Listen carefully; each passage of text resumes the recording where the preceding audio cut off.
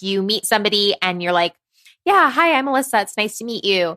I have forgotten everything else about my life and I can't continue this conversation. I love bookkeeping.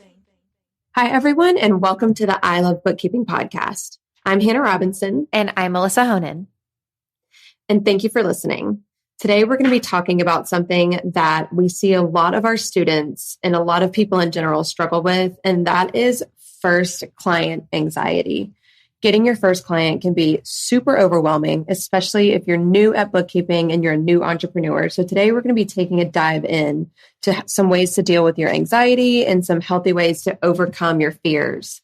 Melissa, because you have a bookkeeping business, did you experience this?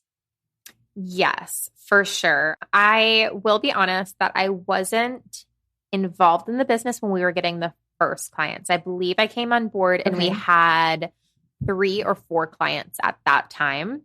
But I want to say it was still very anxious for me personally because I had left my job to come and help build this business. And I left a 6-figure income to, be uncertain and starting this business from scratch. And the business wasn't to where we could even cover our bills at the time. So I was just full of anxiety that I just needed to close sales and I needed to get it done. Well, and I think that's part of the reason why a lot of people get so anxious for their first client is because they really need to secure it so that they can eventually pay themselves. And so that kind of adds another layer of anxiousness, especially I know you and I talk about being more introverted and having to branch out and meet new people. But then I think it kind of adds another layer of being anxious about meeting up with somebody new when you really need to close that deal and pay yourself and make money with your business. Do you find that to be true? Yes, for sure. In my experience with my background in sales and sales management, when you are more desperate for a sale, it's actually not going to make you a better salesperson because I feel like people feel that desperation and you kind of almost end up being a used car salesman because you just want to close the sale so bad. Yeah. And so it's like when you really, really need that sale, how do you almost put that on the back burner so that you can be the best, salesperson that you can be and actually close that client? Yeah. And I relate to that so much because I remember when I was first working in the beauty industry and I wasn't confident and I really wanted to get clients and build a clientele, coming off as not confident and kind of like you said, like a used car salesman. Like I felt like I had to meet a certain quota. I felt like I had to produce a certain amount of like retail sales, and I think it kind of altered my skill set because I wasn't confident going into it. And like, it's one of those things that you have to practice so much. When I see like people in our community talk about being nervous about meeting up with a potential first client, if like there's any advice I could give, it is practice. Like, just when you're out in public, just talk to people about your business. Talk to like the cashier at the grocery store or just anybody you kind of run into so that you can just practice your verbiage and comfortably talking about yourself so that when it's time to come face to face with your first client, you're a little more confident and you kind of know what you're saying. When you first started working for Daniel and y'all's company, and I just showed where I'm from by saying y'all's. But what was something, because I know you and I have talked about being anxious, especially with meeting new people. What's something that you did to kind of overcome your fears about meeting with new clients? That's a great question. And it's actually the same answer. I wanted to circle back to your point about just practicing. But it really did come down to just practicing. And one of the best tools that I have for when I get overwhelmed and I'm not sure what to say, or there's a lull in the conversation and I've kind of like lost my place, is to deflect. And I use this in personal social situations and business situations. When I meet somebody new, when I'm really nervous and my mind goes blank, because that happens to all of us, right? Like you meet somebody and you're like, yeah, hi, I'm Melissa. It's nice to meet you. I have forgotten everything else about my life and I can't continue this conversation. The best thing to do is deflect. Like, have you ever been in like a new situation and everyone's going around and they're like, share a fun fact about yourself? I'm like, I have completely forgot anything about my human self. Like there's no fun facts. My mind is blank. And so this happens a lot to me. And so deflect. And the best thing that you can practice is questions. So come up with deflection questions for when that happens. Because if you know it's going to happen, right? Your mind's going to go blank. You're going to feel awkward. You're going to feel uncomfortable. And no matter how much you practice about talking about yourself, if you're uncomfortable talking about yourself, that will show. So instead, get the other person to talk about themselves and do that by asking questions. And it's the best thing in sales and when you're trying to find information. If you just let other people talk, a lot of the times they'll give you the information that you want and they'll kind of take that on for you, like that burden of having to fill the space. Because most other people, I feel like at least aren't as socially anxious as I am. So I can just like put that on them. And a lot of times, people do like to talk about themselves in general. So come up with some questions up, to ask so that you can put the conversation back to them. Also from a sales perspective, and the 80-20 rule is something that you could use in almost every aspect of life. I feel like every industry has their 80-20 rule. In sales, it does really need to be more of like a 90-10, where the sales prospect is talking 90% of the time and you're talking 10% of the time. So if you think about it from that perspective, that if you are in a situation where you're really trying to sell yourself or sell your company, you really shouldn't be talking that much. So find that way to always deflect it back. Now, you don't want to be super awkward, right? And like somebody asks you about your company and just be like, oh no, tell me about your company. That's where the practice comes in, because what you want to do is always answer their question, just kind of, short and to the point. Answer their question, have a good script, and then immediately turn it back to them, because you want them to like you. I completely agree. Yeah, you want them to like you. You want them to have some personal information about you, but you do not want kind of like that camera on you at all times.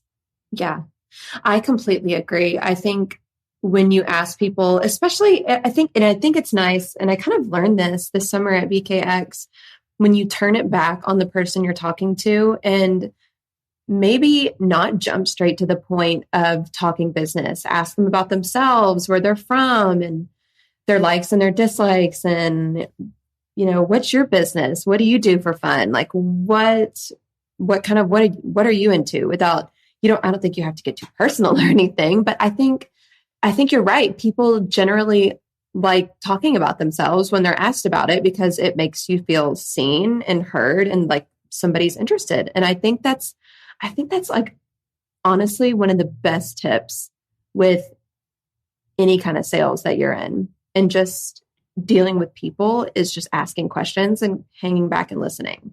And I completely agree. I think when you're selling something, it should be kind of more of a 90-10 so that you can hear people. And I think when you do that, you can really seek out and better understand what they're looking for too.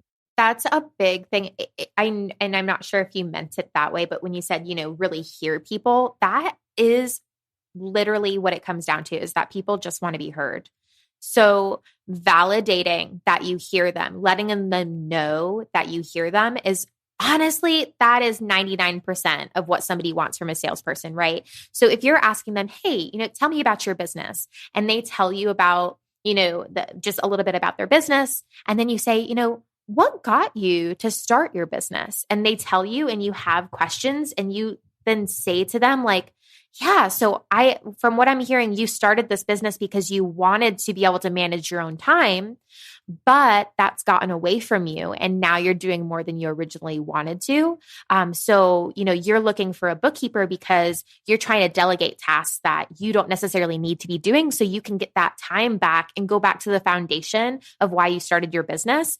They're going to be like, holy shit, that's exactly what I am looking for. Like, yes, that is what I'm saying. Like, a big part of it in trying to clarify what other people are saying to you so that they know that you hear them, but also so you know that you also hear them and you understand what they're saying. You'll just be miles ahead of anybody else. It's just such a simple communication thing that really builds trust, right? Because at the end of the day, again, everyone just wants to feel heard. Yeah. And I think when you're meeting with, whether it's a first client or a first date, I think one of the most important things you can do is be an active listener. I think as simple as it sounds, I do think, especially when people are looking for someone to deal with their finances and something as kind of tricky as that, they really want someone who is listening and hearing them so that they can find solutions and ultimately make their life easier. But from a business owner perspective, and I'm not a business owner, but I think the first step in overcoming your anxiousness when meeting with a new client, and I think this is one of the best things you can do, is really identify the source of your anxiety. Like, ask yourself, what am I most nervous for? What's the worst that can happen? Because I found that every time I asked myself that when I was first starting off in my past career, the answer wasn't anything significant or life altering. It wasn't. I would ask myself, what am I most nervous for? Disappointing a client or them saying no. Well, that's not the end of the world. So it's I think it kind of brings you back. It brings me back down to earth to ask myself questions that kind of rationalize and it gives me more optimism on, okay, I might be overreacting a little bit. I might be getting a little too anxious. The worst that can happen. A lot of the times, the worst thing that can happen is you can hear the word no. Yes. And I have to say that is such great advice, Hannah. And I was recently reading something that said to essentially treat your anxiety as its own person. And so your anxiety for the most part is going to be that like fight or flight response. And it's just trying to warn you, right, of whatever, doom that you feel like is coming. And instead what you should do is not try to dismiss the anxiety necessarily, but to really acknowledge it and then just essentially thank it, right? And just be like, okay, what's the worst thing that could happen?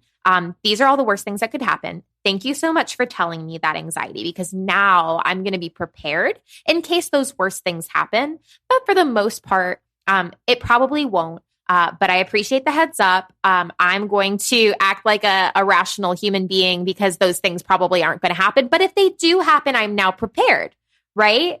So just taking that and saying, okay, why am I nervous? What am I nervous about? What could potentially happen? Okay, thank you for that. I appreciate you, brain, for freaking me out. But now be prepared if those terrible things happen because I've already thought about them. Now let's go into preparation, assuming that the world doesn't end with the sales call.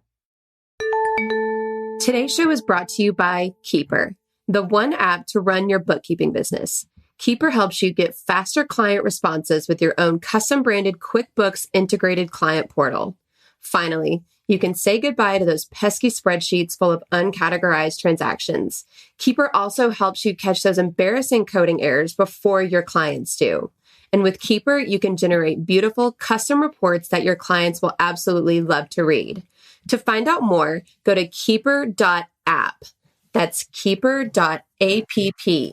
Mention I Love Bookkeeping to get 20% off your first 3 months. Again, go to keeper.app to find out more. Thank you for listening. think one of the ways, and I remember being in my early 20s, and your early 20s are such a weird time to navigate anyways. And learning how to confidently deal with new clients is so intimidating. And I found that if I did something for myself to get a quick confidence boost, I performed so much better. And I don't mean performed like put on a show. I was able to go into a situation with more confidence if I did something to quickly recharge, whether that was listen to some music, go get some fresh air, read something inspirational, or, look up somebody who you really admire or look up to that motivates you. I find that if you do a quick, like 5-10 minute just recharge, it makes a big difference. Do you do that at all? Yes, for sure. And a lot of times that involves me calling on close friends of mine and people that I know me, and they can remind me of myself. Because essentially in that moment, when I'm having confidence issues, I'm doubting myself. And the best way for me to kind of come back to reality is to call on the people that I feel like probably know me better than I know myself at this point. So at that point, I usually, even if I'm not telling them like, hey, I'm freaking out, all of that just happens sometimes, just checking in with them and just, getting a quick text message back from them. Cause it's always, no matter how many, children all of them have and whatever's going on, if I text them, they text me back in like 30 seconds because they're amazing humans. And so just having that always balances me and recharges me to know that if I ever need them, I know that they're there. Yeah. And I think that's awesome to really utilize people in your support system, because that's ultimately what they're there for, is to help you and support you. I do the exact same thing. I think my recharge person is normally my sister. When I'd be feeling down about something, I could count on her to give me a quick confidence boost and to encourage me or make me feel better. And that's such a great way to find a little bit of light when you're kind of in that nervous, anxious hole before you have to talk to somebody new. And I can't imagine, because I'm not a business owner, but it's got to be intimidating to meet with new people, and especially something as serious as dealing with their finances. I bet it sounds extremely intimidating, to be honest. I think if you take that out and just, again, come from just a place of care. And I think a big part of that, again, is finding out about your client and build that relationship because it's coming from a place of care. And you are just one human here to help another human with something that you are amazing at and they struggle with. And so just coming to them on a human level, and, finances are scary. So if you try to take that out of it and make people feel comfortable, that's honestly probably 99% of the sales calls that I have are people complaining about, I had an accountant or I had a CPA or I had somebody that I felt like I couldn't talk to. And when I did actually get a hold of them, everything they told me didn't make sense, but I felt dumb. And like I couldn't ask any questions. And so me saying, yeah, that sounds super intimidating. I don't know what that means either. I don't use elaborate words because I'm just a normal human, and I'm going to talk to you like a normal human about your finances and try to make you feel comfortable. And if you don't understand something, tell me because that's maybe a problem on my end, not necessarily your end, because if I'm not explaining it well enough for you to understand, that's not your fault. That's my fault. And so really just going into it like that and acknowledging, that it's an awkward conversation for everybody. Right. And so just letting them know that you're a safe space. I think that's gone well for me, at least. And I work primarily with men, and, so I feel like a lot of times when I'm meeting with them, I'm almost like coming at it from a point where like I'm like their mom or like their sister that like, works in accounting. And I just try to like let them know that I care about them and their business. And that it really, I feel like that works because again, everybody wants to be heard and everybody wants, kind of that someone to care about them and to care about their business. Right. Something that I tell myself, and even with recording this podcast, I have this little phrase that I call it turn the camera off. And basically what that means is I try to develop the mentality that I'm just simply having a conversation and that it kind of removes the pressure, because I feel like when you add the pressure and when you're really focused on it, you get lost in it. And that's when there becomes a lull in the conversation or kind of a lack of confidence. And I feel like when I develop this mentality of, okay, turn the camera off, it's just a conversation, you're just talking. Even with recording this podcast, it helps me focus on the task at hand and the conversation at hand and the points that I need to make when I'm not so focused on closing the sale, or you're being recorded, or I have to land this client, or this is my first consultation. If you don't focus on that notion as much as you focus and be present in the conversation, I think things generally go so much smoother when you just don't focus on the pressure. That is so true. And I do the same thing. Like I don't have the window open that has our recording session going. So I'm not even thinking about, we're not recording. I'm just talking to Hannah right now. We're just talking. Yeah. And, it's so funny because when we launched the first episode, I had several people reach out to me and say, oh my God, that's so amazing. You were great. And I was like, I wouldn't know because I don't listen to the recordings. I put that pressure on Hannah. Because I can't listen to myself, because the way that I think about it is that I just have a conversation with Hannah. Yeah, somebody's recording it and they're going to put it out, but I don't need to listen to that because I've already had that conversation with Hannah, right? I was there when it happened, and that's all it is. Yeah. And I think in general, whether it's recording a podcast or having a consultation with a potential client, I think when you focus more on just being present in the conversation, your confidence just shines so much more, and it helps you it really helps you diminish the anxiety you're feeling. Yes, for sure. And I think so. My biggest advice and what I struggled with in the beginning when I was feeling that anxiety, I was like, okay, well, we can't pay our bills. I need to close this client, right? I had to fight the urge to take clients outside of our niche because we were niche specific. And Daniel was always very adamant. We only work with painters. That's all we're going to work with. And then I'd have a roofer come to me and I'd be like, hey, he's like almost a painter. And he'd be like, no, he's not. Like, we only take painters. And so for us, that really grounded me, fighting the urge to take clients outside of my niche. That being said, if you have the opportunity to take a client outside of your niche and you feel like getting that first client out of the way is going to ease your anxiety so that then you can be better and less anxious and less used car salesman in your actual niche consultations, I have seen that work for other people, and that's perfectly fine. You have to choose the strategy that works best for you. Yeah.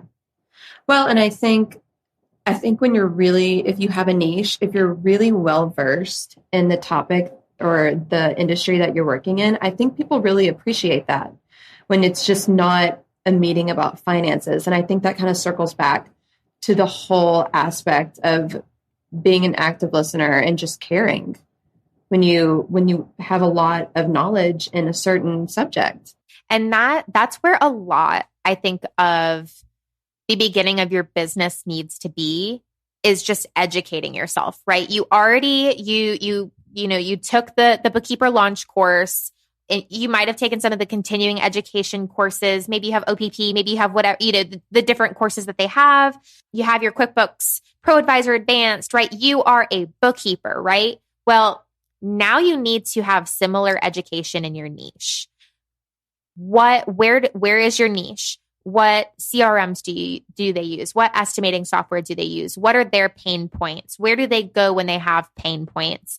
Like doubling down and knowing that if you're going to niche, that you need to educate yourself on your niche and essentially become your niche. Which is funny because I think like 3 years into having bookkeeping for painters, Daniel decided to open a painting business again in Hendersonville, North Carolina, because he's like, we're basically painters now, right? Like we can run we know how to run a painting company. So let's go ahead and run a painting company. And it was great because it was like everything that we wanted to test out in our bookkeeping for painters. We tested it on our painting company first before we rolled it out to clients. But that's where you should get. If you're going to niche, you should be able to essentially be your niche. I think that's such great advice. And I think it really shows. And I think it makes people stand out, and it shows that you're more willing to listen and you're more caring about their pain points when you really are super well versed and just kind of make it, if you're in a certain niche, if you really just live in it kind of. Especially if you were like in a former niche. Like for instance, I know that there's a student that used to be an eye care doctor, and now he focuses on, I guess, optometrist, right? So he used to be an optometrist and now he niches in optometrists, right? It gives you a certain level of credibility. And so like, I always feel like sometimes when I go to, different industry events, am I like a wolf in sheep's clothing kind of a thing? Like they're going to think I'm just here for sales. But what I found is when I'm talking to painters and they find out that we used to own a painting company, because we closed it down this past year when we started traveling, immediately they let their guard down. They're like, oh, you know exactly what it's like, so if we kind of circle back to, if you want to choose a niche and you're worried about getting your first client and you don't, you're spread thin and you don't know where to go. And maybe now is the time before you get that first client to choose your niche. Think about what you've done before in your life, because maybe you used to be an optometrist and you need to niche an optometrist because you know everything there is to know about it. It's definitely worked for us. Well, if you're out there and you're listening and you're having some anxiety about getting your first client, we hope this helped. But if you are out there listening and you have overcome this and you have some good tips for us, we would love to circle back to this topic and share it, because I'm sure we will. So please send us your tips or your questions to success@ilovebookkeeping.com. Again, that is success@ilovebookkeeping.com. Thank you for listening to the I Love Bookkeeping podcast. My name is Hannah Robinson. And I'm Melissa Honan. Thank you for listening. I love bookkeeping. Here's a little shout to all my friends working hard at keeping the books. You want to change your life, you want to grow that biz, it's not as hard as it looks. Be a money guide, a profit coach, step up your game and see